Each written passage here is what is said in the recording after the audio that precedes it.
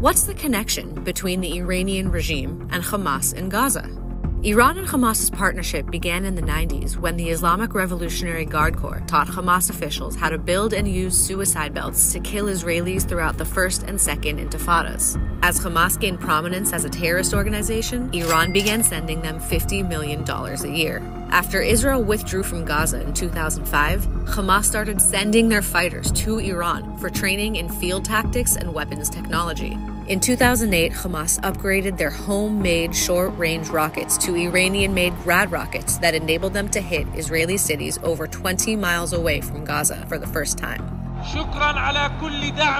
By the next escalation in 2012, Hamas was launching long-range Iranian Fajr 5 rockets at Tel Aviv and Jerusalem. In 2014, Iran was caught shipping weapons directly to Hamas in Gaza on the infamous 𝐄𝐯𝐞𝐫𝐲𝐭. On board were 40 Syrian-made rockets, 181 mortar shells, and about 400,000 bullets, all hidden among bags of cement and clearly marked with Iranian labels. In addition to using ships, Iran also regularly smuggled weapons to Hamas on cargo planes, trucks, and through Hamas's underground tunnel system.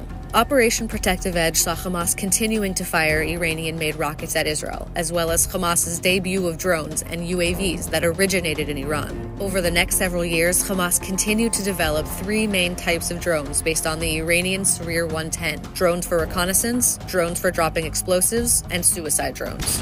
In 2017, Iran upped its support for Hamas to about $100 million a year. And as smuggling became more difficult, Iran began training Hamas to produce high-quality weapons locally, the teach a man to fish strategy. Members of Hamas's Nukhba Special Forces unit traveled to Iran for training by the IRGC and returned to Gaza to train others. بالكثير من المقدرات التي طورت قدراتنا تطورا كبيرا. After 11 days of non-stop rocket attacks across Israel in 2021, unprecedented in quantity and in range, Hamas leaders publicly thanked Iran once again for helping them build up their massive arsenal. And finally, just weeks before Hamas's invasion of Israel and massacre on October 7th, 2023, hundreds of Hamas terrorists received special training in Iran. The drones that Hamas built with Iranian help played a key role in the early hours of their invasion. Iran had recently increased their funding to a whopping $350 million. بشكل رئيسي إيران